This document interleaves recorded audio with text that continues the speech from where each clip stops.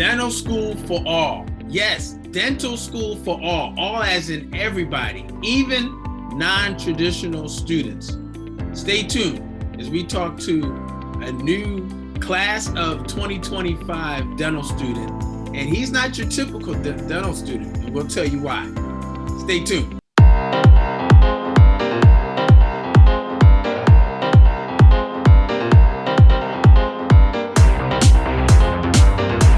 Hey, this is Dr. Darwin, a new dentist coach with another episode of Ask Dr. Darwin on the New Dentist Podcast Show, where we talk about getting into dental school, surviving dental school, getting into residency, and then life as a new dentist. Guys, make sure that you are subscribed and also that you like, share, and leave some comments. We want to know how these videos are helping you or others that you know that are looking into becoming a dentist. Also, this episode of Ask Dr. Darwin is being brought to you by Dr. Darwin On Demand, right here. Dr. Darwin On Demand, the ultimate exclusive membership-only community for new dentists. New dentists as in pre-dental students, current dental students, residents, future residents, and also new dentists, where we share ideas. We have monthly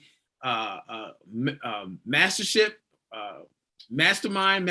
and also we've got a weekly Q&A where we all come together and we talk about various topics in dentistry, but also troubleshoot. And it's your opportunity to have access to me and also members of the community to talk things out and to get some tips and strategies as well. For more information, go to drdarwinondemand.com, drdarwinondemand.com, and we'll see you in the group soon. Today, we're talking about a very popular topic for a lot of people, right? Getting into dental school, and how does that happen? Whether you're a pre-dental student that has a science background or you're a pre-dental student that maybe has a non-traditional background. Today, we're going to be talking with student Dr. Chris Hudson, who has just gotten into dental school, and he is now officially, since he had his first test this week, now officially a dental student in the class of 2025. Chris, student Dr. Chris, how you doing, man? I'm doing pretty good, Dr. Hayes. How are you? I'm doing great. I'm not in dental school because I remember them first tests, so I'm doing excellent right now. I'm doing great, man. So before we get started, we're going to be talking about why dentistry, talking about the application process, how you prepared for the DAT, what schools you interviewed at, and why you picked those schools, how you decided on what school that you were going to eventually go to, the hardest part about the process for you as a non-traditional student, and then we're going to talk about tips, advice. You're going to be sharing some tips and advice, knowing what you know now, what things you would do differently. So guys, make sure you're staying all the way through. Don't be cheating. All right, it's some good content. Just listen all the way through so we can get to the tips. All right, student Dr. Chris, tell us a little bit about yourself for those that are meeting you for the first time. Great, yeah. So my name's Chris Hudson Boyd. I'm originally from Trenton, New Jersey, but for the past... Trenton makes the world takes. Trenton makes the world takes, exactly. So yeah, from Trenton, New Jersey, but I've actually been in DC probably since about 2006, before making my way out to, where I currently go to dental school right now. What brought me to DC, I went to Catholic University of America, and I graduated with a degree in civil engineering with a concentration in construction management back in 2010, and shortly thereafter started working with the federal government, doing more design and construction related work. And that pretty fulfilling experience, but kind of grew a little weary of that career path at the change of the last presidential administration, and started to kind of think to myself, like, okay, what could I do to put myself in a position where I could eventually, one, work with myself, for myself, especially working with my hands, and then also having like a direct impact on individual people versus working for an agency where it's more of an impact on a overall society. And I always had an interest in dentistry, but was probably more afraid of just the time that it would take to get to that point. But then just with time, age, wisdom, right, I realized, time is consistent. And I figured, hey, let me just go ahead and take a chance, start off with taking a couple prerequisite classes. And that just led to me starting the process to finishing all those prerequisite classes, preparing for the DAT, taking the DAT, applying to dental school, and now I'm in the thick of it in dental school right now. Yes, the thick of it is right. Those first exams after the first month or so. Very interesting story of your progression to dental school. Very similar to mine in the sense that as a non-traditional student, pretty much in the same major. I was an architect major at the University of Virginia and worked in DC, construction management, project management, just similar to you, and got that dentistry bug through my uncle. So I can totally relate to that completely. So I understand why dentistry for you, right? That makes sense. So let's talk about the process, because again, whether you're a traditional student or a non-traditional student like us, the process is no joke. So when did you start that application process as a non-traditional student? Because it wasn't when you were an undergrad. So let's talk a little bit about that. I think the first thing that I really did was I used the resources through ADIA just to kind of get an idea on, okay, what does it take to apply to dental school? Unfortunately, I didn't really find through ADIA or through like a lot of the other dental, pre-dental resources, like what to do as a non-traditional student. I mean, I did find little bits and pieces here and there, but for the most part, there wasn't like a set of instructions on like, this is what you need to do if you're a non-traditional student. So I think I kind of formulated my own plan. I started the process just with taking the prerequisite courses about 3-4 years before I actually matriculated. And that essentially just started with one, looking at what are the typical prerequisite courses that you would need to take. And then I narrowed that down by looking at like a set of 10 schools and just trying to find like some commonalities between what prerequisites they required. And then just took it from there and put together like a plan on, okay, this is when I would need to take these individual classes, et cetera, before, I felt comfortable prepping for the DAT, taking the DAT and actually applying. So you kind of went you went the hard route, man, in the sense that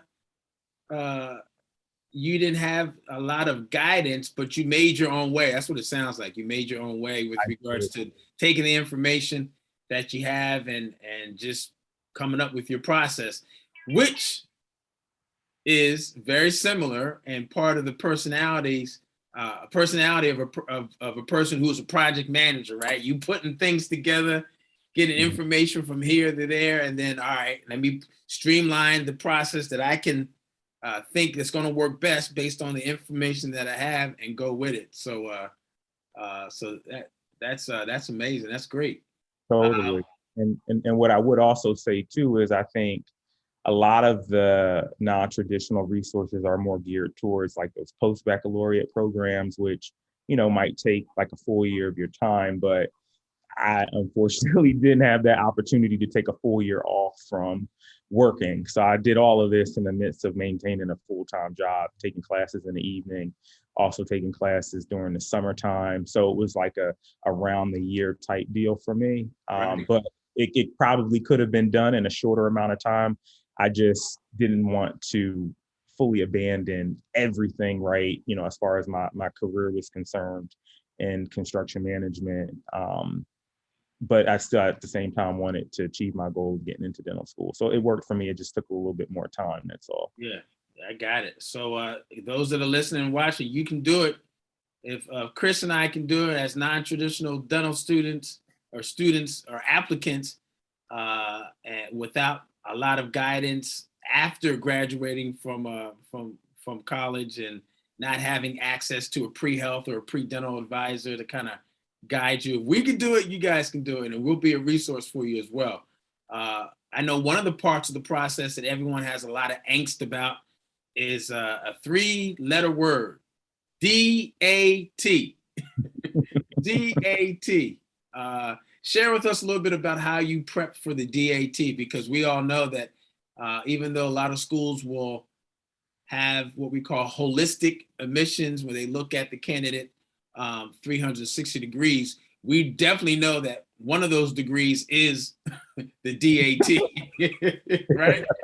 And the importance of it. So tell us a little bit about how you prepared for the DAT, especially as a non-traditional student.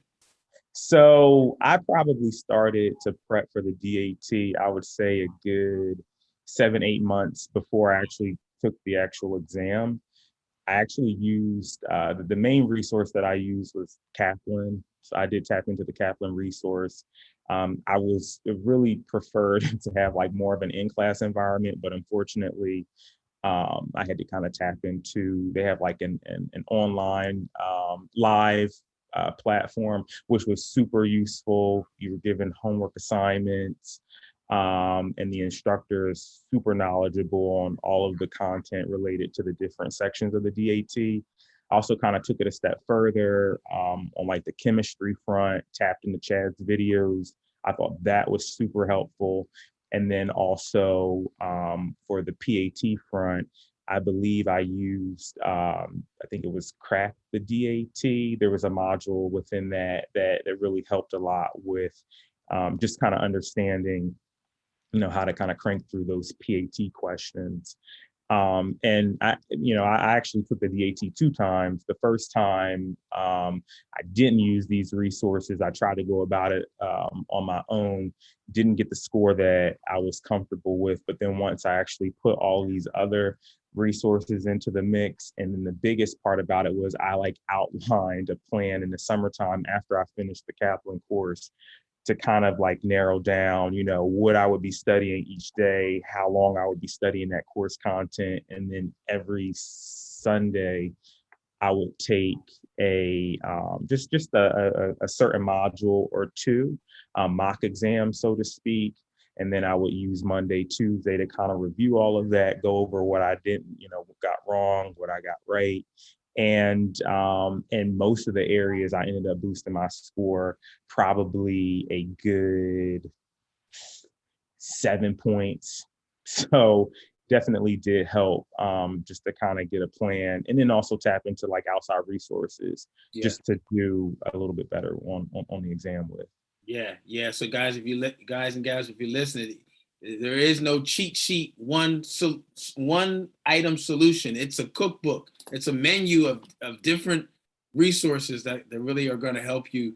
And then also having that discipline and that structured study time, right? And intentionally structured study time that helps you get to the scores that you want. Did you notice a big change in your scores as well?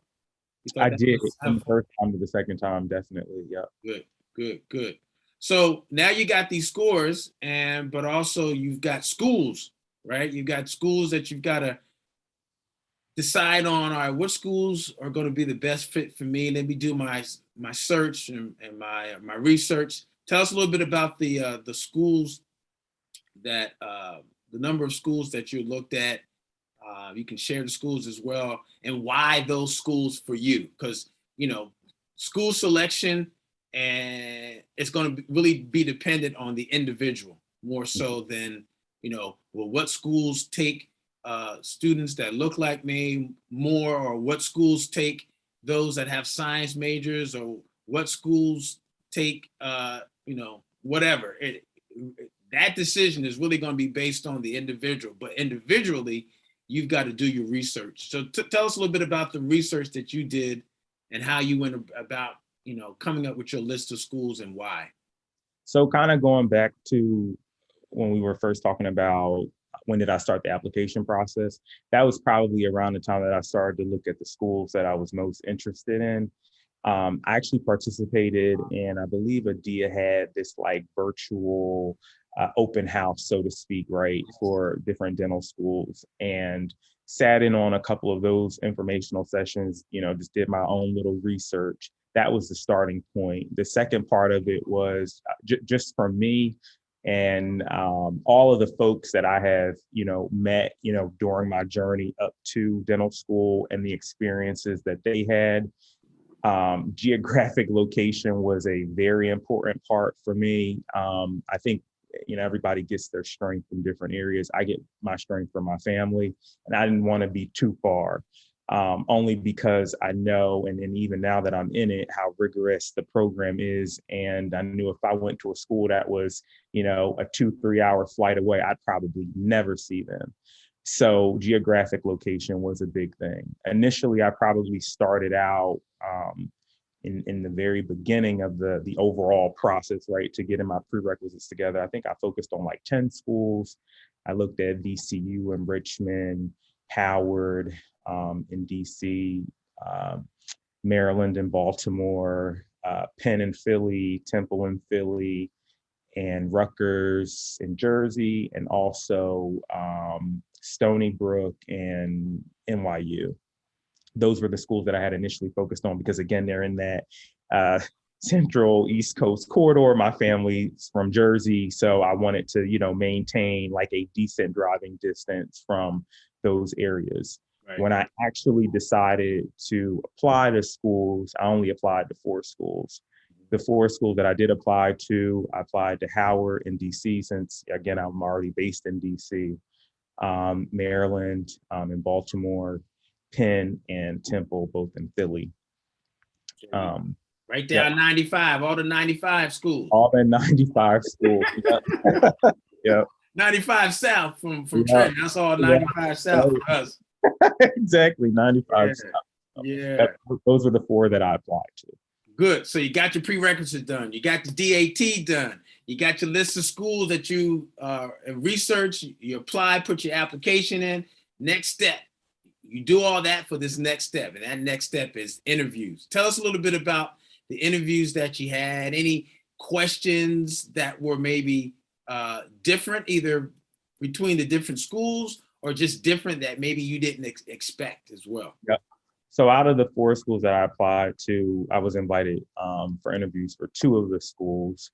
The interview questions, and then I'm having to jog my memory on this because this was a little, a period of time ago. Obviously almost similar to the questions that we've talked about right now. Why dentistry? That was like the biggest question, right? I think they were especially drawn to the fact that, 1, I was non-traditional.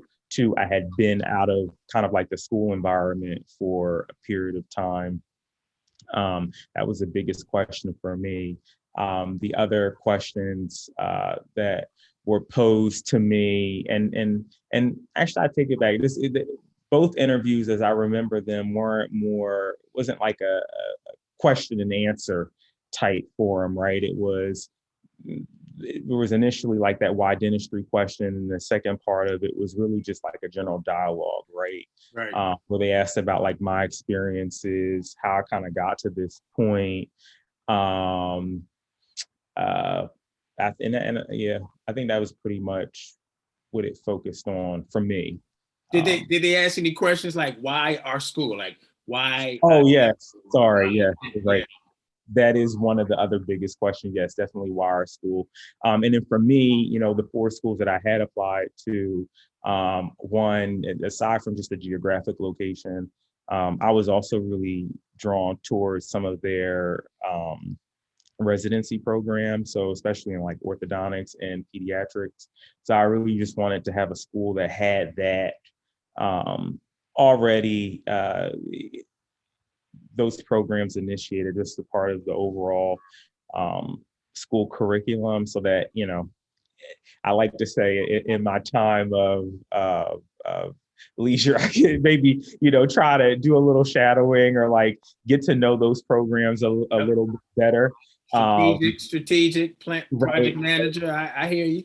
Exactly, right. And then networking too, to kind of just establish some connections within those individual departments. So that was another big thing too for me. Yeah, and just to add as a sidebar, you mentioned schools. You applied to schools that have those programs that you have considered or may consider, which is ortho and pedo. guys, this is very important, especially if you already know prior to going to dental school that you want to become an orthodontist or want to become an oral surgeon or you want to become a pediatric dentist. You know, strategically, you have to be intentional on those schools because so that you can afford yourself not only the opportunity to get into that school, but also once you're in, your candidacy, and this is kind of similar topic, but off topic, your candidacy for those specialty programs start that D1 year. It's that first year.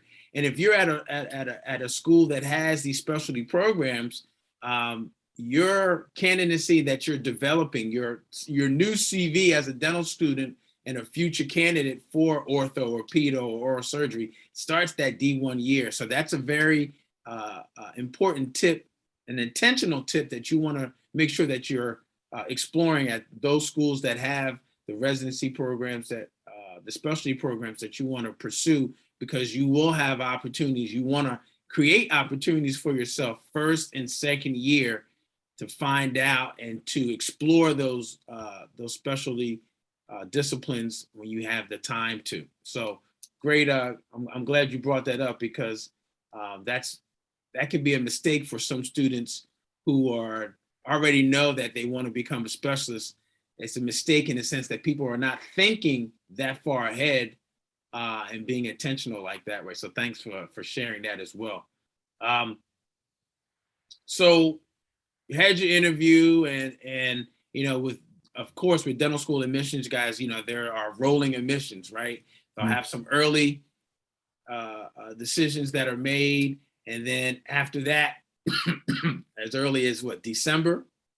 For many schools as early as December, but it can go all the way through from January, February, March, April, May, maybe even June in some cases, just because schools are filling the seats and making those positions available, right? And you'll have people like yourself who will have multiple offers, and schools, you know, are holding or not holding positions, and they're constantly trying to matriculate. So I say all that to say, you know, how did you decide as to what school you were going to attend? What were some of those, you know, last minute factors after your interviews that really influenced your decision as to where you are now? So I think the biggest part is obviously the financial part of it, right? Yeah. Dental school is definitely a huge I don't want to say a financial burden, but you definitely need to take into financial investment. Yeah, it's an investment. Yes, it's a deep investment. It's a deep investment. A very deep investment. Exactly, Dr. Darwin. So for me, it really boiled down to one, you know, crunching the numbers. And a big part of that is the scholarship, right? And then also the longevity of said scholarship. I mean, there's some schools that offer a scholarship the first year, and then you have to start competing for that scholarship for your second through fourth years. There's other schools that offer scholarships, right, for the duration of the program. So that was a big thing. The other part of it was the more that I kind of thought about just the geographic location piece of things and having an opportunity just to be closer to home, that started to influence my decision as well. Gotcha. Yeah. So those are big decisions, because you always want to have that support, you know, the family support, morale, but also you need that financial support, right? That's key. That's key. Yeah. So, go ahead. Oh, no, I was just going to say, I mean, that, you know, obviously everybody has just a different way of making that final decision on like which school they're going to. You know, for me, obviously, like as long as the school is accredited and reputable, I mean, those are obviously very important pieces to it. But both of the schools that I was accepted to, they both had that. They both had, you know, I've heard pros and cons experiences from people who actually participated in those programs. So, I felt confident that either way I went, I'd be in a good position, but, clearly we all have to make a decision, and that's what I ended up doing. So 2 interviews, 2 acceptances. Where'd you get accepted? I got accepted to Howard and then also Penn. Penn. And based on our earlier discussions, I know you've been eating a lot of cheesesteaks, so that means you went to Penn, yes. Penn. Yeah. some folks not from the East Coast may not get that reference. Philly Right. cheesesteaks, folks. Cheesesteaks. So exactly. Even though in Jersey we have cheesesteaks, but Philly has cornered the market and the market share, the branded market share. Anything cheesesteaks, it's straight out of Philly. Okay, South Street, Philly. So congratulations, class of 2025, University of Pennsylvania. Good stuff, man. Good stuff. But it hasn't been easy, right? This process has been very challenging and hard. Tell us a little bit about what was the hardest part about being a non-traditional student, especially one that is older, right? That has graduated, has had a second career that you were very involved with. What's been the hardest part of this process of getting in and matriculating into dental school? I think the hardest part was just the time commitment, right, that it took to do it. And I'll be honest, like there were times throughout this entire process where I kind of like questioned myself, or I said, gosh, I mean, most of these schools get anywhere between, 1,000, 2,000 applicants plus, and then they only have seats, for about, 80 to 200, depending on which program you're applying for. So just kind of looking at that, there were times that I was a little discouraged, but I also had to remind myself too that like I had a unique story and I had something a little bit different than some of the other candidates.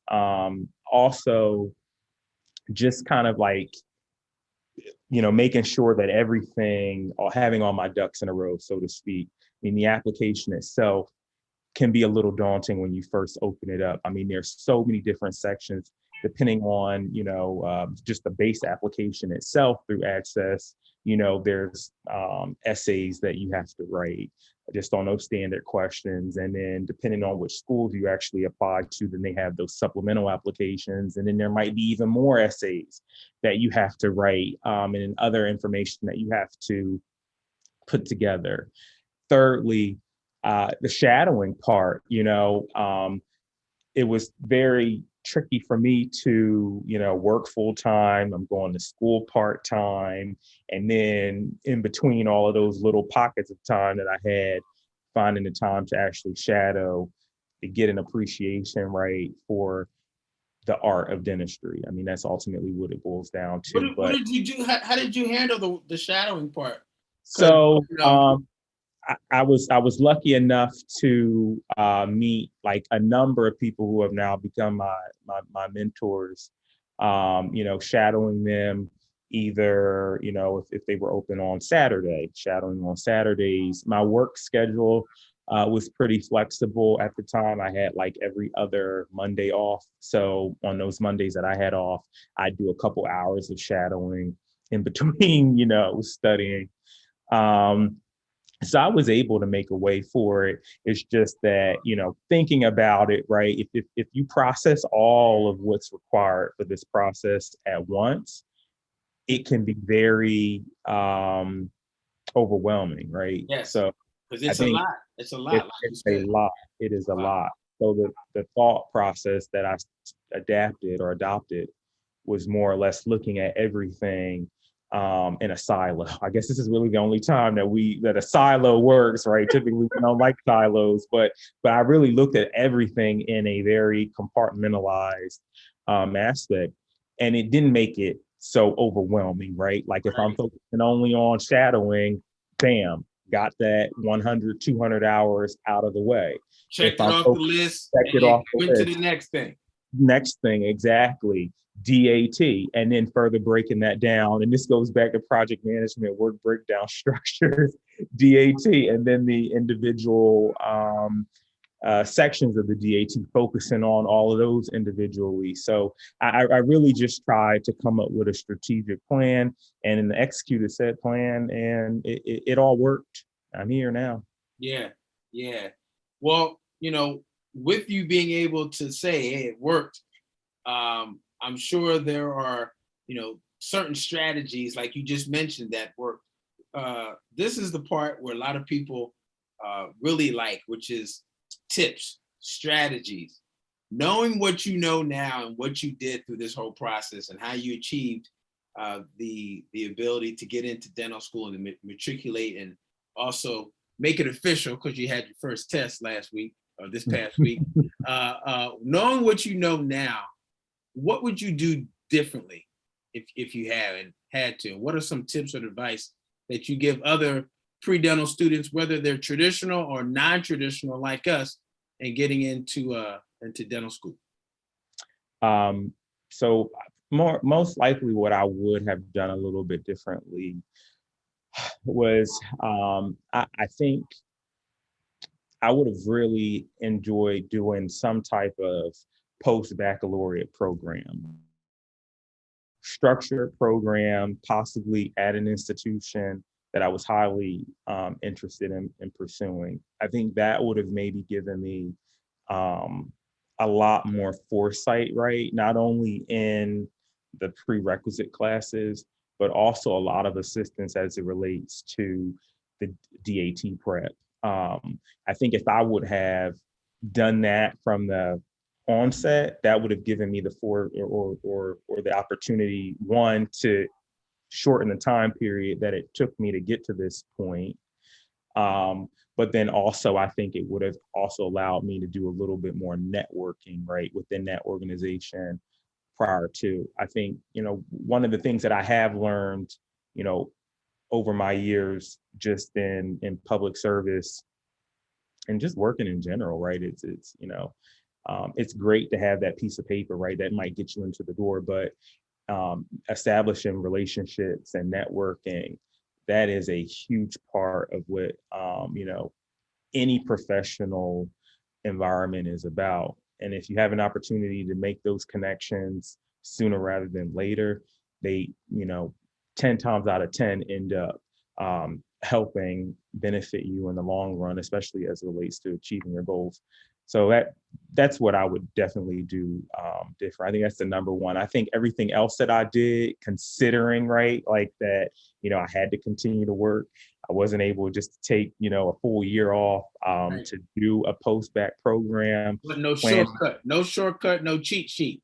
Right, no shortcut, no cheat sheet, but planning, executing, and staying focused, that's what you got to do. You got, and if the plan that you come up with, if it doesn't work for you, tweak it.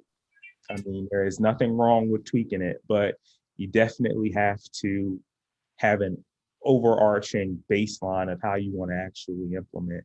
Otherwise, you're just going to be doing things without any real intention. That's right. I just want to add to your comment about the importance of networking. Guys, it's you all now as pre-dental students have a lot more access to information than folks did 20, even 30 years ago, with internet, with Instagram and social media.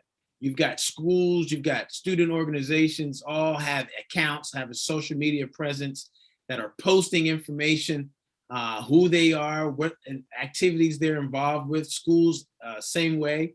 And that is a way for you to tap in to do some networking, right? Being able to find people in these schools that you can talk to, even students as pre-dental students, those that have gotten in. A lot of folks are doing, they're talking about their journey into dental school and all throughout dental school as well. Those are resources for networking as well. So, there's a saying, your net worth all depends on your network.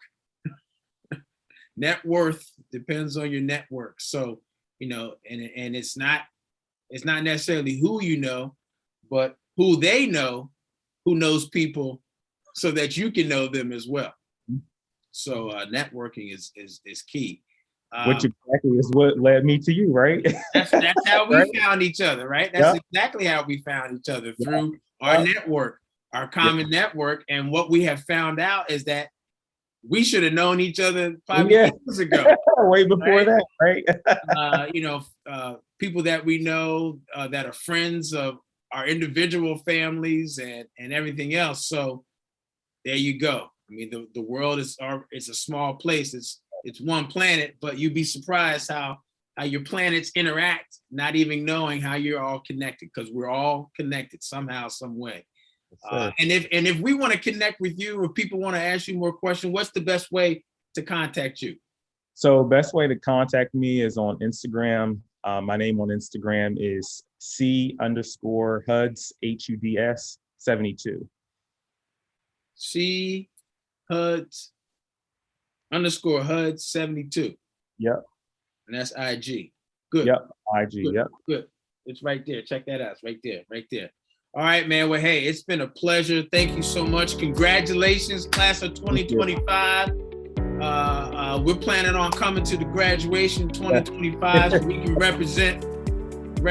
We've got a thing Mew now from Trenton. Trenton makes, the world takes. Now we got student Dr. Chris Hudson coming out representing Trenton. So great, man. I'm so happy for you guys. Check out these next set of videos. Hopefully these are helpful for you too as well. And that's our time. Love, peace, and smiles. We'll see you guys on the next video. Take care. Thanks, man.